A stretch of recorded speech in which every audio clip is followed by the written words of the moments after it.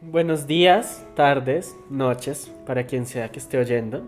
Mi nombre es Charlotte Wintersong, soy estudiante de estudios literarios de la Universidad Nacional de Colombia y hoy estoy aquí con Pablo Burgos, el hijo de Roberto Burgos. Hola, buenos días, tardes, noches también. Soy Pablo Burgos, hijo menor de Roberto Burgos Cantor, fotógrafo y documentalista de profesión. Bueno, pues hoy estamos aquí para hablar de su último libro, de su libro póstumo Orillas, que es un libro de cuentos, y también para hablar de su obra y hacer homenaje a este gran autor. Entonces, ¿quisieras presentar la obra, Pablo?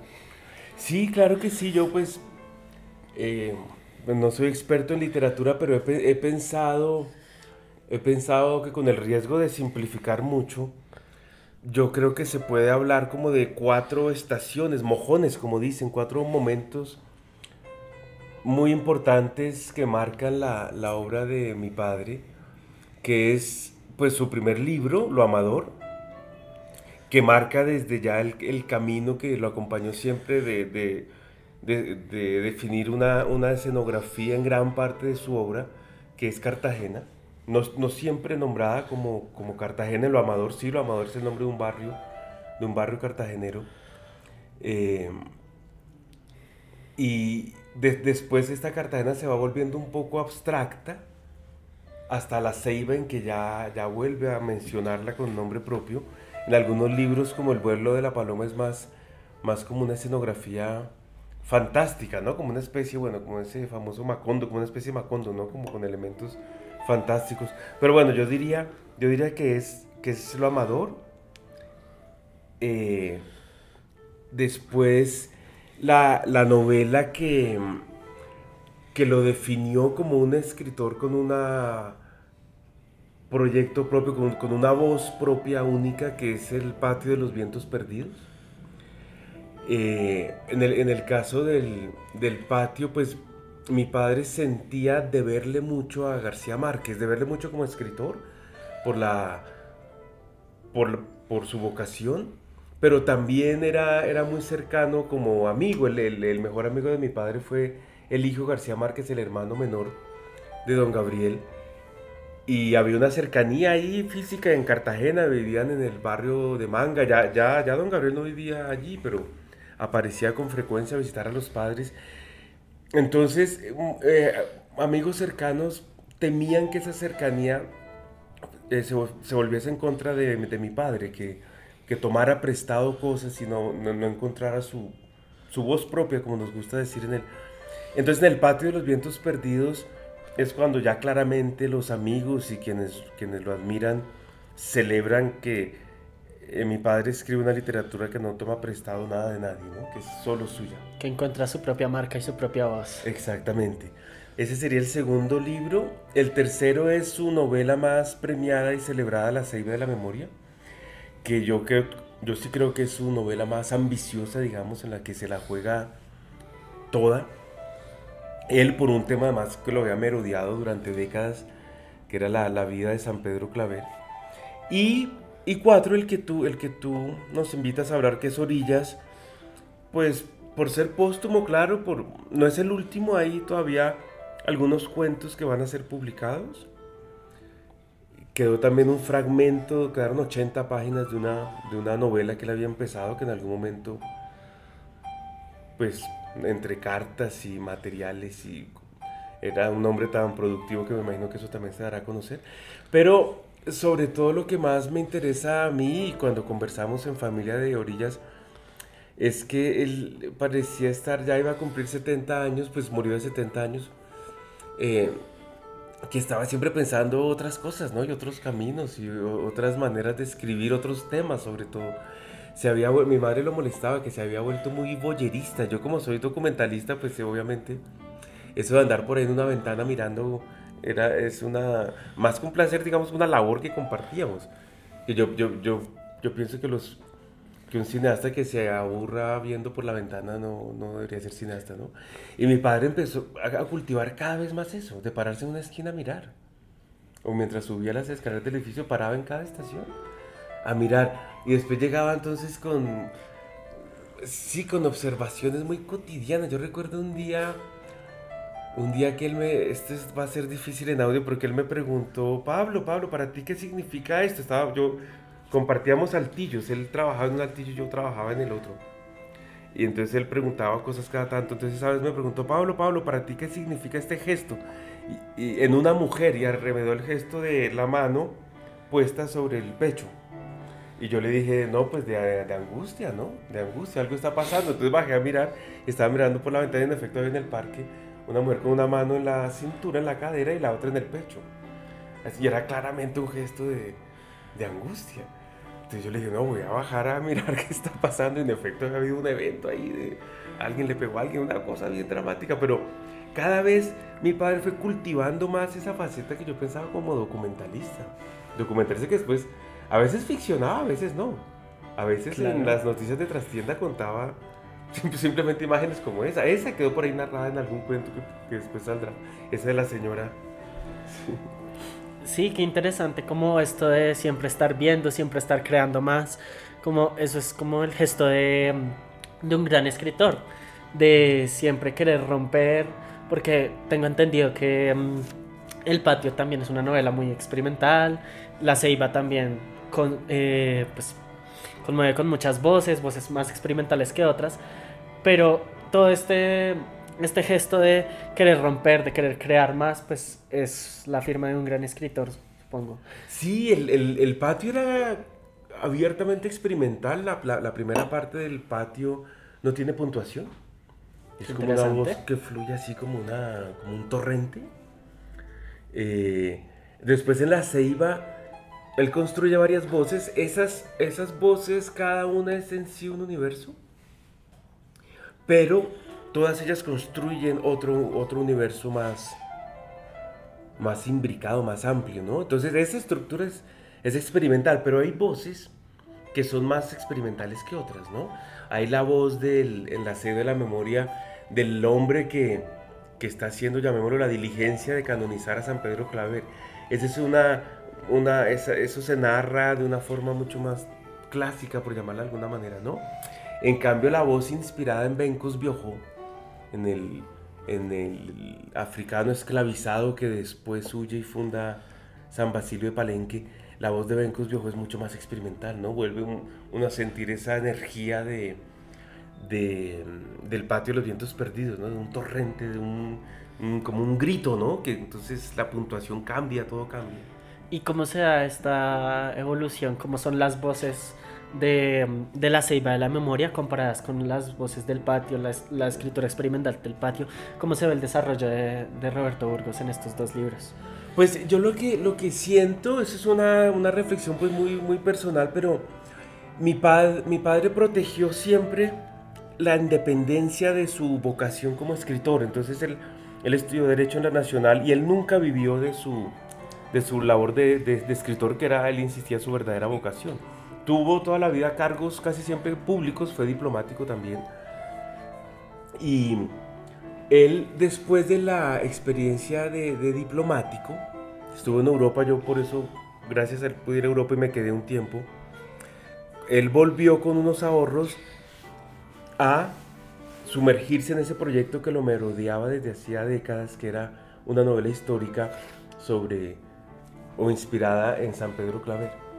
Entonces él le dedicó años a la investigación. Yo en esa época estaba en Europa, entonces no le seguí la cotidianidad, pero entiendo que se sumergió en lecturas en bibliotecas aquí de los jesuitas y en Cartagena también.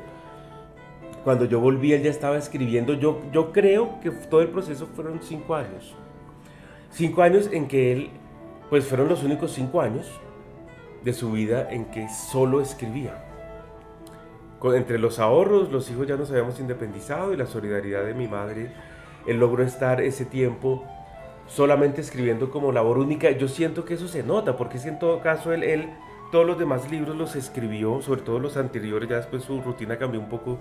Ya como profesor universitario había mucha más generosidad con el tiempo que le dedicaba a escribir. Pero antes él tenía esos cargos públicos y él llegaba a 5 o 6 de la tarde y escribía todas las noches de lunes a jueves y los sábados en la mañana. Con una disciplina admirable, pero yo siento que en todo caso era una labor pues extra, en toda la energía, ¿no? cambio, yo siento que en La Ceiba sí era la lucidez de la mañana, toda su energía puesta en un proyecto que además lo había merodeado durante mucho tiempo, ¿no? Entonces yo sí creo que La Ceiba es su novela más ambiciosa, aunque bueno, claro, cabe anotar que después yo quedé muy sorprendido con ver Lo que veo, que fue la novela que ganó el Premio Nacional de Novela, porque yo sinceramente pensé que ya Robert no iba a escribir una obra de tanto aliento, de tantas voces, de tanto, y en ver Lo que veo lo vuelve a hacer. que yo le escribí una carta y le dije, es increíble. No tiene uno, sino dos. Los libros impresionantes. Exactamente. Y 3 contando El patio, que fue su voz. Exactamente, sí, sí. Listo. Y entonces este desarrollo de La Ceiba, ¿cómo se nota en Orillas? Mm.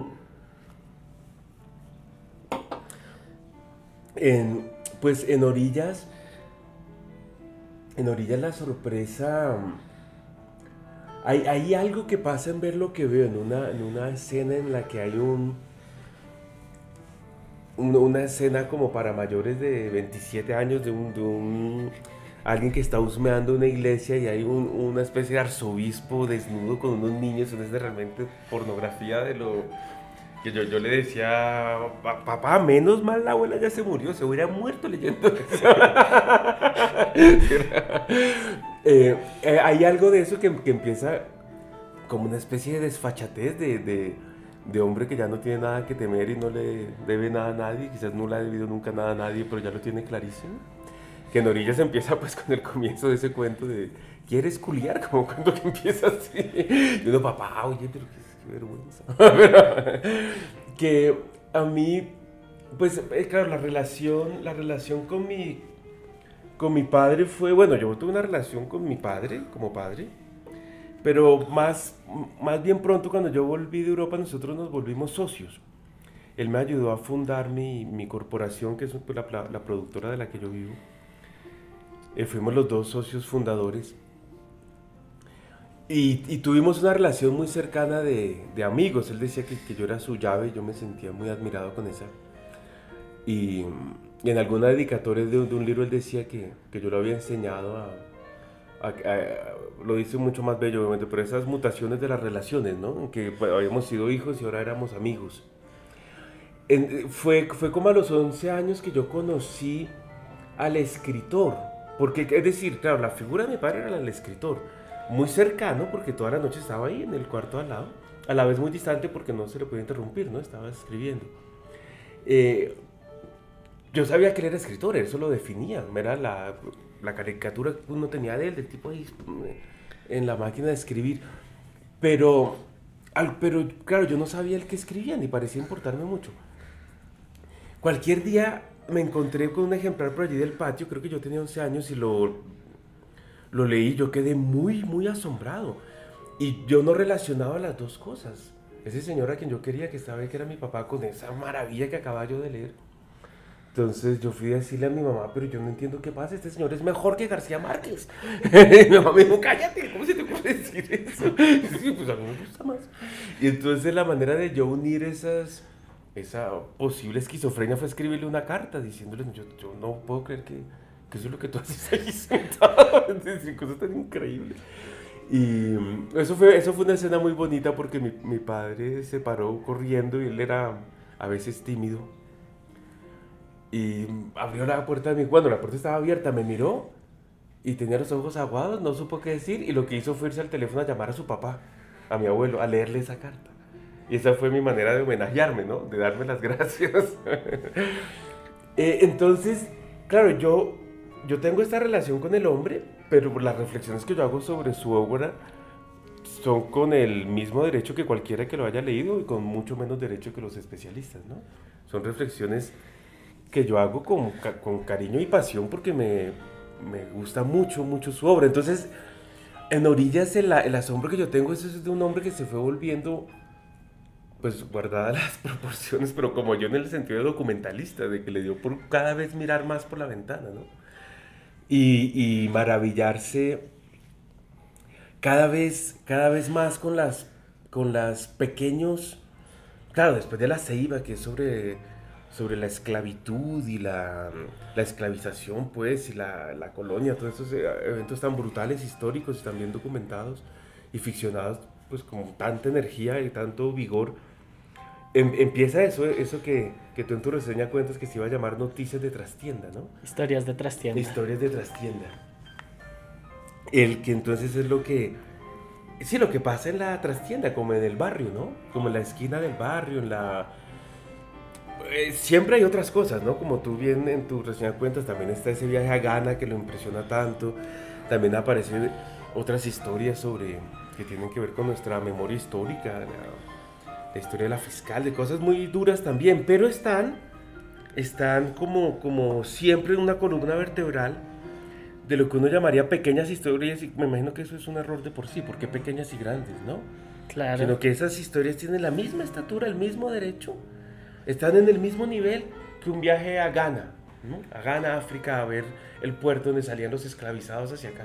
Pienso yo que la mejor definición de eso no serían pequeñas historias, porque pequeñas claramente no son, sino historias invisibles o poco visibles, porque muy poco se para una persona en la ventana a ver qué es lo que está pasando en su barrio y a memorizarlo y a contarlo, o en un castillo en Ghana, que qué fue lo que pasó con todos estos esclavos y con este capitán.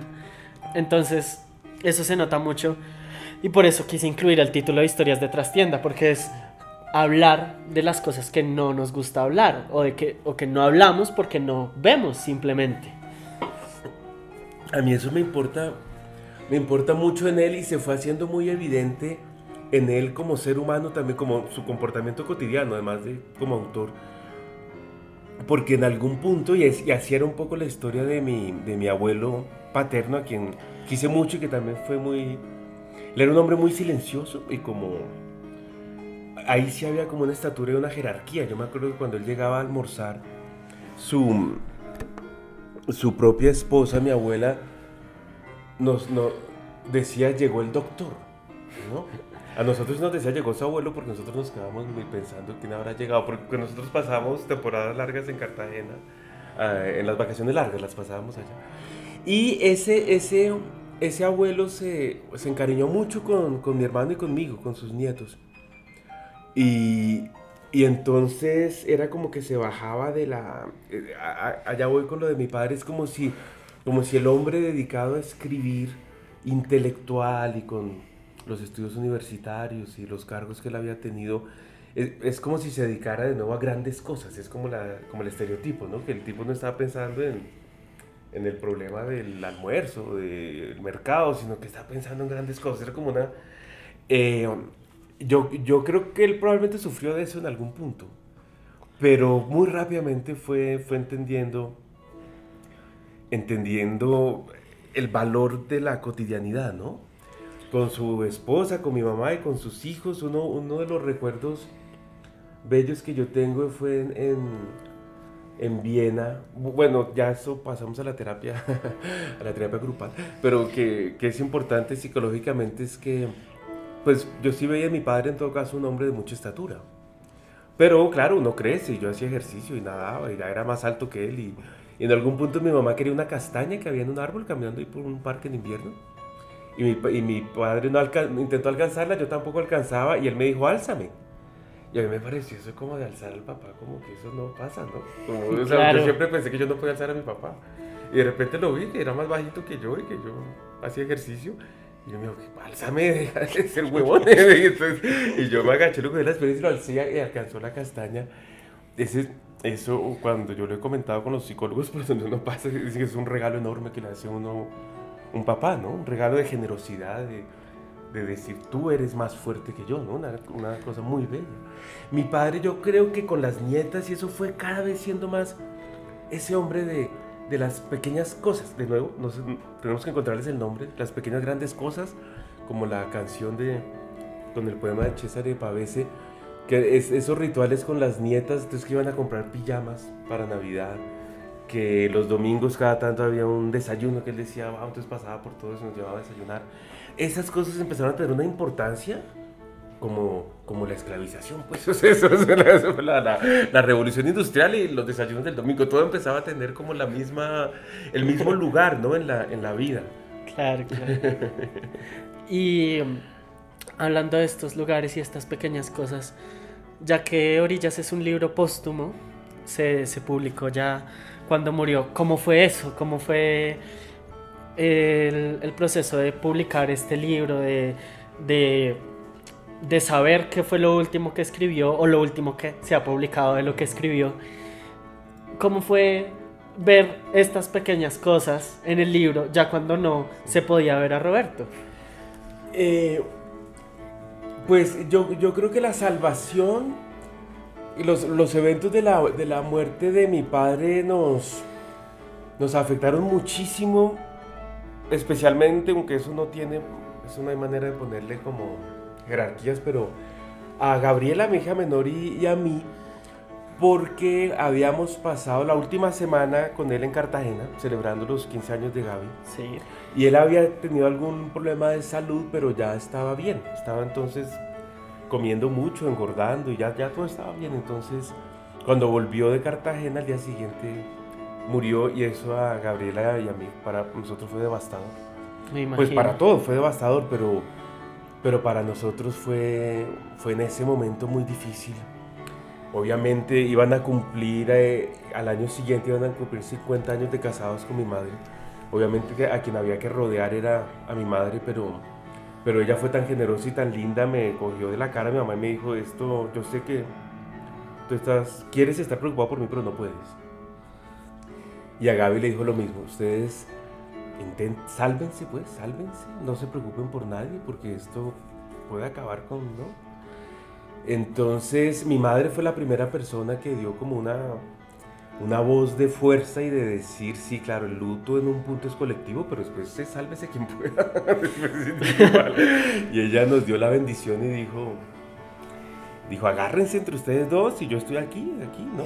Y mi madre fue un ejemplo de fortaleza tremenda. Ella dijo, esta casa va a seguir habitada. Y ese concepto de atesorar y honrar la memoria de alguien empezó a volverse verdad en mi madre. Esa fue una persona que hizo posible todo eso. Y la segunda fue el editor, Juan David Correa, que fue el primero en llamar, el primero en aparecer y el primero en decir, aquí nos vamos a dedicar a recordar a Roberto, y eso nos va a aliviar su ausencia. En Dorita, en Juan David, fue verdad esa posibilidad, ¿no? En un comienzo era solo la ausencia, un hueco, un vacío y un dolor imposible de asimilar. Entonces, Orillas pasa pronto, todavía está muy muy vivo el dolor. Yo la verdad fui incapaz de releerlo en ese momento. Yo había leído algunos originales. Mi hermano me contó que había algo que no conocíamos. En ese momento fui incapaz, pero eso ya fue una brújula. Esa capacidad de Juan David de decir, aquí seguimos, está el libro, se lanza en la siguiente feria, unos, no sé, 4 o 5 meses después de su muerte, y la fortaleza de Dorita de levantar la cara y sentirse ella feliz de la vida vivida con Roberto y decidida a seguir viviendo también para recordarlo. Y la casa, como le llamó mi hermano, la casa grande, ese apartamento grandote se volvió, pues bueno, mi hija mayor vive ahora ahí, y se ha vuelto la casa grande. Allá almorzamos, pasamos, brincamos, celebramos. Cuando iban a cumplir los 50 años, yo me vestí cuando hubieran cumplido los 50 años de casados, yo me vestí de payaso y estuve 3 días allá poniendo música y tomando cerveza. Fue una fiesta cocinando, con mi mamá cocinamos muy rico. Una fiesta memorable, y ese ha sido nuestro norte, celebrar, y eso se pudo gracias a Juan David y a Dorita. Y Orillas es como el lingote de oro de la posibilidad de eso. Cuando salió Orillas en ese lanzamiento, que hablaron Juan David, Loncho y Gabriela, y yo logré conseguir, no, fue una idea de alguien que me la propuso a mí, un grupo de bullerengue. Ok. Del amigo Daniel, estaba muy dolido, me dijo, yo creo que esto es lo que hubiera querido tu papá, y Y cuando empezó a tronar ese tambor y este libro estaba en las manos y Gabriela estaba sobre el escenario junto con Juan David y Loncho, ya fue clarísimo que seguimos celebrando, que es esa posibilidad era real y era verdad, de celebrar la memoria de un hombre que nos dejó tanto para celebrar. ¿Dirías tú que ese es el legado que quieres que deje su obra? Seguir celebrando, celebrar pequeñas cosas, pequeñas grandes cosas y seguir adelante. Absolutamente, absolutamente. Yo creo que es que son muchos filones, ¿no? Él tuvo cargos públicos y hicimos un video, eso, nos hemos dedicado a eso, ¿no? Gabriela diseñó la página web, yo hice un video de muchos amigos de todo el mundo enviando un mensaje a los 2 años de su partida. En ese video aparecieron varios compañeros de su vida laboral pública que, pues, de la que yo sabía muy poco. Yo sabía los cargos, pero celebrando cosas que él había hecho de temas tan complejos como un código civil. El aporte que había hecho como procurador de bienes del distrito.